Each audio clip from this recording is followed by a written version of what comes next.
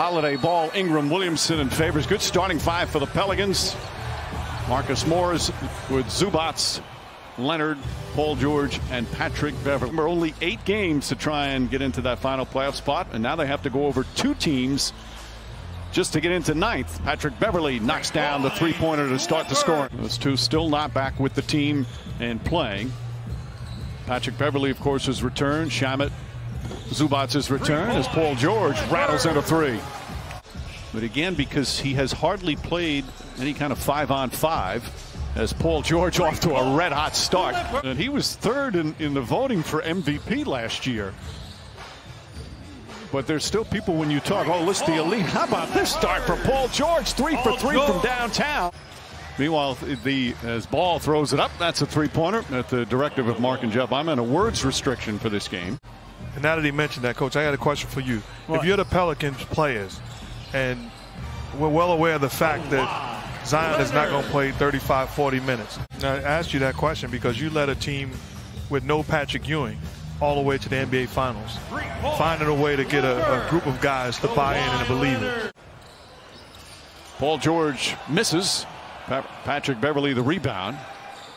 Beverley a three-pointer. Got it. They're 6 for 6 from downtown. This is the Pelicans started this way against the Jazz. They were down double figures right away. Zion Williamson gets inside and scores, going right at Zubac.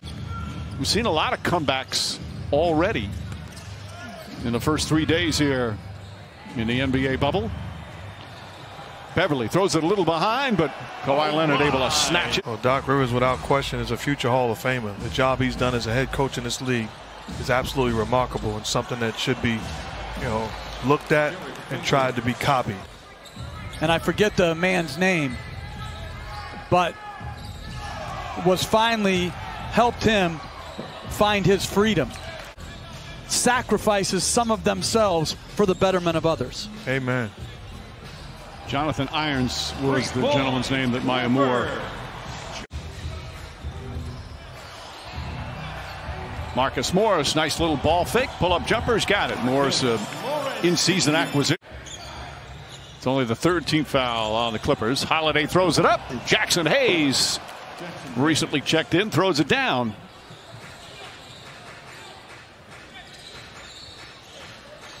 Landry Shamet drills a three-pointer.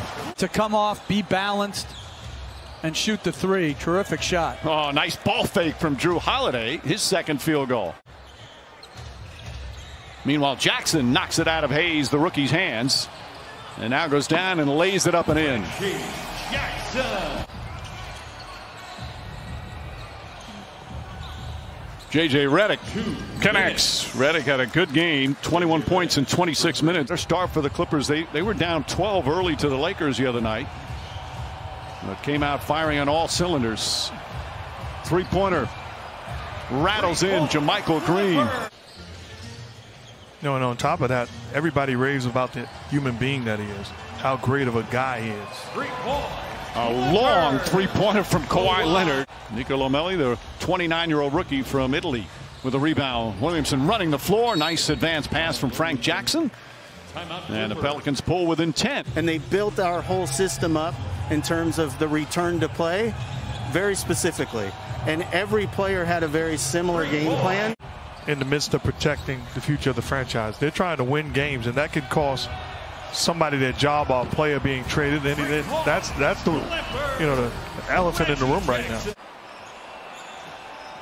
Patrick Beverley, another 3. 13 three-pointers in 17 minutes. He's played in the NBA, 13 for 13. Zubac cleans up the mess and throws it down. And it's back up to 19. Kawhi Leonard stops. George, right corner 3, got it. 4 for 5 from downtown. So they're past halfway there, and we still have 5.5 to go in the second. Ingram connects on a three-pointer. Kawhi Leonard drives inside, lays it up and in. And it's a 21-point lead. Ray Allen and Kevin Garnett, he turned that into a championship. Shamet deep in the corner. That's a 3. 15 three-pointers. What do you say in the huddle after you call the timeout? You're just getting blasted. Well, first of all, I don't like the way we came off the court. You know, sometimes I had to talk myself into not tripping as much. Alvin Gentry was going to be tripping at halftime. His team down 33. Nice feed inside. It's in Chicago against the Bulls. Bad pass. Turnover number 12. Jackson to the basket. Layup is good. And I don't like this when I see. And I'd erase everything off the board because it doesn't matter. What matters is we begin to compete at the level that we become accustomed to competing at, because that energy, that effort, that enthusiasm across the board. Because you don't put your body in front. I've seen a lot of guys step out of the way of Williamson as Leonard scores in the low post. Ingram, baseline jumper is good. Brandon Ingram with a couple of buckets here to begin the third. He's in double figures. Filling out this roster completely. Even the Chris Paul trade. When you're under the gun, as George hits another three, depth of players. Beverly, Lou Williams.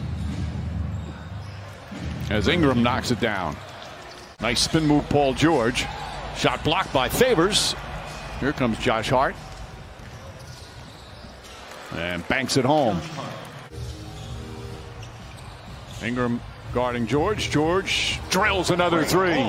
6 for 9 from downtown. A lapse in judgment. That is disrespectful, and I think has to be adjudicated appropriately. And remember, the Clippers, they're missing 2 key players, 2 of their highest scorers as well. George again, another three-pointer. That's his 8th of the game. I think it was like 3 feet. Zubac the rebound.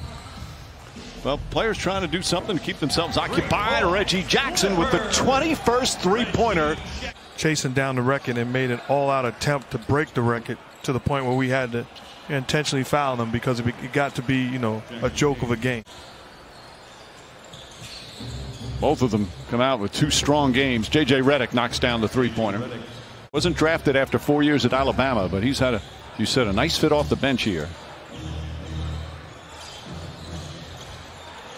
So Alvin Gentry's emptied his. Good-looking group of fans, though.